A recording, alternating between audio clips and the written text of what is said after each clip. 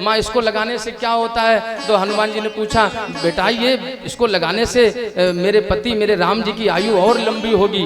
ये सिंदूर है, इसको लगाने से पति की आयु लंबी होगी।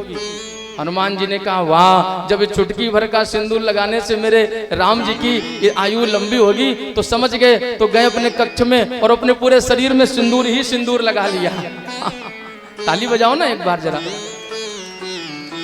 अपने पूरे शरीर में सिंदूर लगा लिया, बोले मेरे मेरे मेरे मेरे श्री राम जी की आयु तो अब और लंबी हो जाएगी, मेरे आराध्य की आयु और लंबी हो।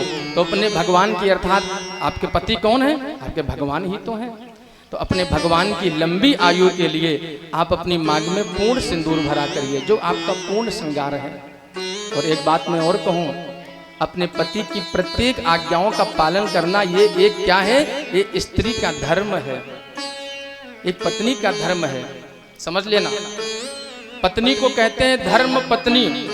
जो धर्म के मार्ग पर चले वो धर्म पत्नी। और अपने पति, अगर उसका पति भी मान लो कदाचित किसी गलत मार्ग पर चल रहा है, तो जो अपने पति को भी अच्छे मार्ग और धर्म मार्ग पर ले आए, इसीलिए उस पत्नी को कहा जाता है धर्म पत्नी। हाँ, अब पति जब तक है तब तक आपने उनकी सेवा नहीं की या उनकी आज्ञा का पालन नहीं किया, और जब पति चले गए तब आप रोती हो कि हमारे पति नहीं है और पति के बिना हम अभागन हैं। हाँ, माना कि जब पति, भाई किसी न किसी को तो जाना ही पड़ता है, पहले पत्नी जाती है तो पहले पति जाते हैं। लेकिन जब आपके जीवन में पति रहे, और देखो इस पुरुषों को भी चाहिए आपके घरों में जब जो देवियां हो, जो पत्नियां हो, जो स्त्रियां हो, उनका भी सह सम्मान किया करें। क्यों? क्योंकि घर की सारी व्यवस्थाओं को, घर के सारे कामकाज को, घर की सारी सेवा को आपकी घर की स्त्रियां ही करती हैं। ज्यादा आंखें मत दिखाया करो अपनी पत्नी को। दादा आप तो नहीं दिखाते हो?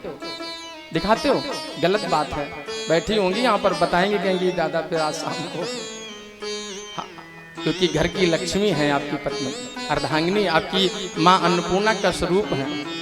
हाँ, जब पति नहीं होते हैं, मांग खाली हो जाती है, स्वरूप सूना हो जाता है, तब फिर आप विचलित होती हो।